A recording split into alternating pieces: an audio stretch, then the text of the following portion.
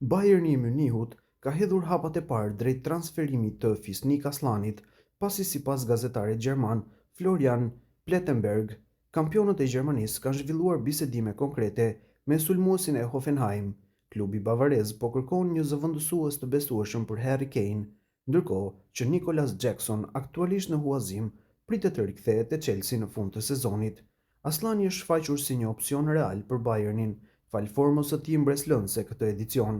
Sulmuesi i përfaqësueses së Kosovës është golashënuesi më i mirë i Hoffenheimit këtë sezon në Bundesliga me 5 gola të realizuar deri tani. Paraqitjet e tij kanë tërhequr vëmendjen e shumë klubeve të mëdha europiane, duke vendosur 23 vjeçarin në qendër të tregut të ardhshëm veror. Një element kyç është klauzola e lirimit të sulmuesit, e cila aktivizohet vetëm në fund të sezonit. Kjo e bën largimin e tij pothuajse të sigurt dhe klubet e interesuara kanë nisur tashmë garën për të siguruar shërbimet e tij. Bayern, që e ka ndjekur lojtarin prej kohësh, ka shkuar një hap më tej duke zhvilluar bisedime direkte me futbollistin rreth një kalimi të mundshëm në Allianz Arena verën e ardhshme. Megjithatë, bavarezët nuk janë të vetmit në garë. Edhe Barcelona raportohet të jetë e interesuar për Aslanin, çka rrit ndjeshëm konkurrencën për nënshkrimin e tij. Bayern po përpiqet të veprojë me shpejtësi për të mos humbur një objektiv që shihet si ideal për të rritur alternativat në sulm dhe për t'i ofruar Kane një mbështetje të fortë në vijën e avancuar. Kosova do të përballet sonte me Zvicrën në stadiumin Fadil Vokri në një ndeshje vendimtare për kualifikimet drejt Kupës së Botës.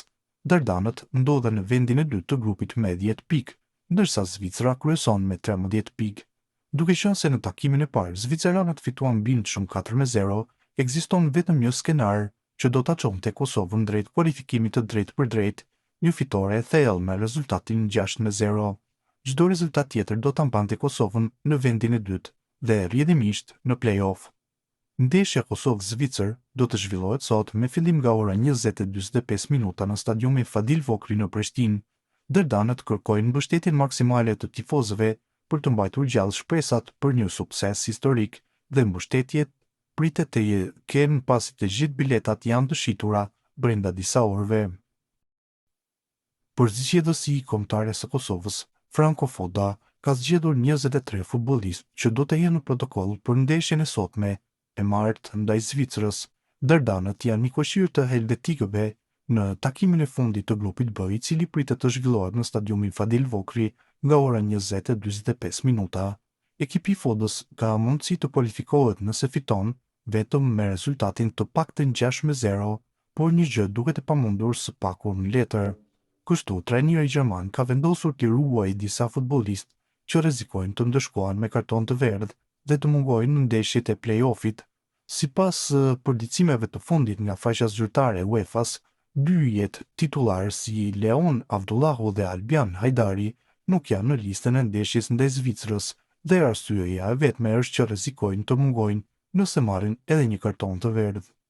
Në vend të këtyre dy lojtarëve në listë janë rikthyer Lindon Emrllahu dhe Baton Zabërgja, të cilët nuk ishin në ndeshjen ndaj Slovenisë.